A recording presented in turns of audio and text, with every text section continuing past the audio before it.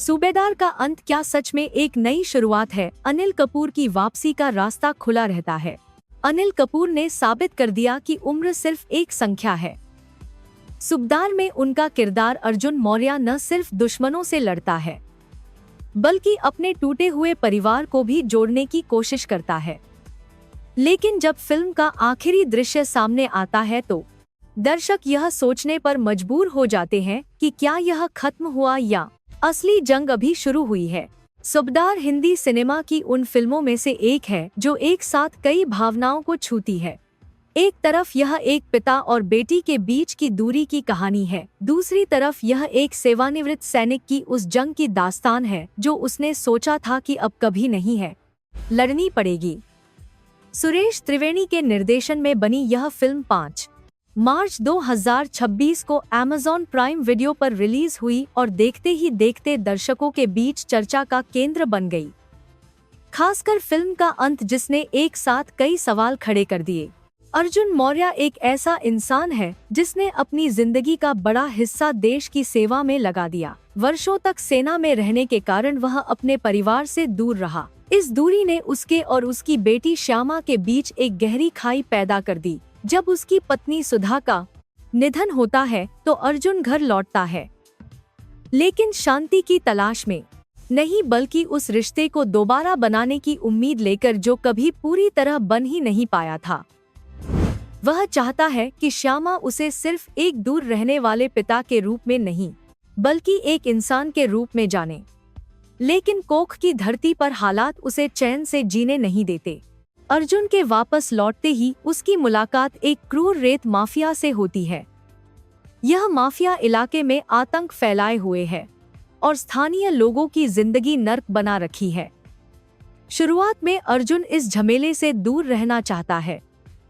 वह जानता है कि उसकी बेटी के साथ उसका करने की माफिया रिश्ता पहले से ही नाजुक है और किसी नई लड़ाई में कूदना उसे और दूर कर सकता है। लेकिन जब प्रिंस और उसके गुर्गे उस लाल जिप्सी पर हमला करते हैं जिसे सुधा ने सालों की मेहनत से खरीदा था, तो अर्जुन के भीतर का सैनिक जाग उठता है। वह गाड़ी सिर्फ एक वाहन नहीं थी, वह सुधा की यादों का हिस्सा थी, उसके त्याग का प्रतीक थी।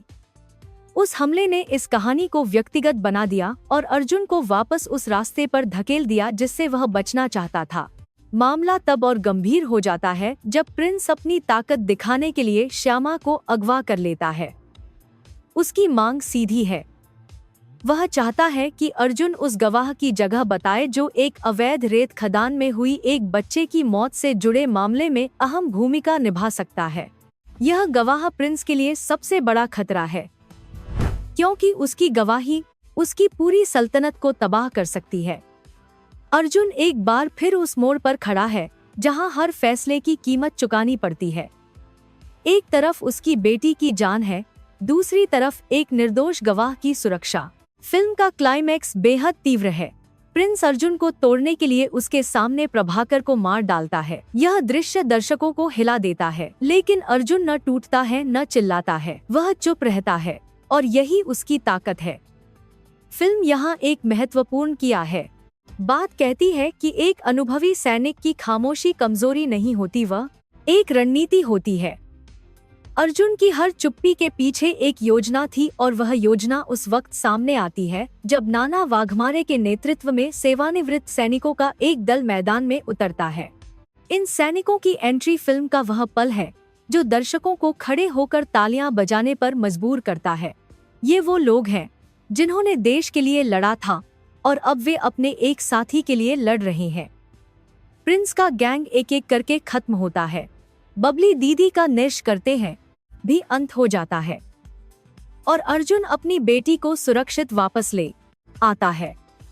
एक नजर में देखे तो लगता है कि कहानी यहीं खत्म हो जाती है, लेकिन सुरेश त्रिवेणी ने इसे इतना आसान नहीं रखा। फिल्म का सबसे चौंकाने वाला हिस्सा तब आता है जब सॉफ्टी मैदान में सामने आता है। पूरी फिल्म में वह बबली दीदी का एक शांत और खामोश सहायक नजर आता था, लेकिन जब बड़े खिलाड़ी मैदान से हट जाते हैं तो वही सबसे खतरनाक साबित होता है। सॉफ्टी अर्जुन से कहता है कि खेल के नियम बदल गए हैं।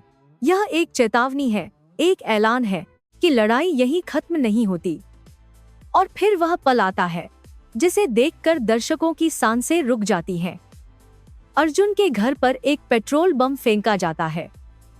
वह आखिरी दृश्य किसी नतीजे तक नहीं पहुंचता, कोई राहत नहीं देता, बस एक सवाल छोड़ जाता है, क्या अर्जुन मौर्य की जंग कभी खत्म होगी? फिल्म का आखिरी अध्याय, जिसे बिगिनिंग यानी शुरुआत नाम दिया गया है, वही सब कुछ कह देता है जो निर्देशक कहना चाहता था। यह अंत नहीं है, यह एक नई जंग की दस्तक है। सॉफ्टी जैसा दुश्मन प्रिंस से कहीं ज्यादा खतरनाक है, क्योंकि वह दिखता नहीं, छाया की तरह काम करता है। उसके पास सब्र है, रणनीति है और सबसे बड़ी बात, वह समझदार है। अर्जुन मौर्य को इस बार एक ऐसे दुश्मन से लड़ना होगा जो भावनाओं में नहीं बहता। अनिल कपूर ने इस फिल्म में जो काम किया है वह उनके करियर के बेहतरीन प्रदर्शनों में से एक माना जा रहा है। वह न सिर्फ एक एक्शन हीरो की भूमिका निभाते हैं, बल्कि एक टूटे हुए पिता, एक थके हुए इंसान और एक अनुभवी योद्धा, तीनों को एक साथ जीते हैं। उनके ताकि सुनी को पता है पहले भी जीरो पांडल पर भूमिका निवेदन किया है।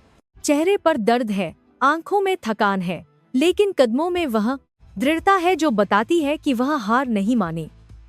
सुरेश त्रिवेणी ने जिस तरह इस कहानी को बुना है उसमें हर किरदार का एक मकसद है, कोई भी किरदार बेकार नहीं लगता। Amazon प्राइम वीडियो पर 5 मार्च 2026 को रिलीज होने के बाद से इस फिल्म ने दर्शकों के बीच जबरदस्त चर्चा छेड़ दी है। सोशल मीडिया पर लोग सॉफ्टी के आखिरी दृश्य को लेकर सबसे ज्यादा बात कर रहे हैं। बहुत से दर्शक मान रहे हैं कि यह एक सीक्वल की तैयारी है। कुछ का कहना है कि सूबेदार 2 की नींव पहले ही रख दी गई है।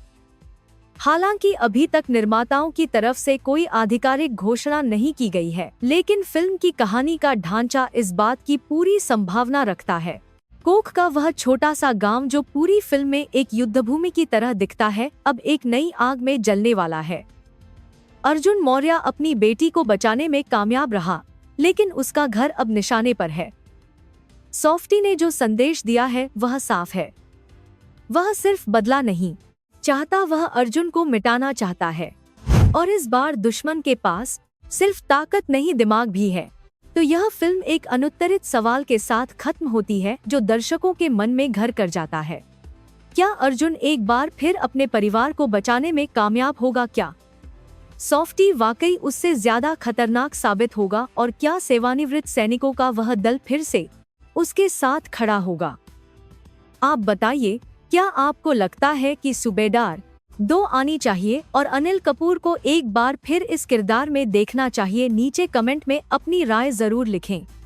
अगर आपको यह जानकारी अच्छी लगी हो तो इस वीडियो को लाइक करें, अपने दोस्तों के साथ शेयर करें और हमारे चैनल को सब्सक्राइब करना न भूलें, ताकि ऐसी और खबरें सबसे पहले आप तक पहुंचती रहें।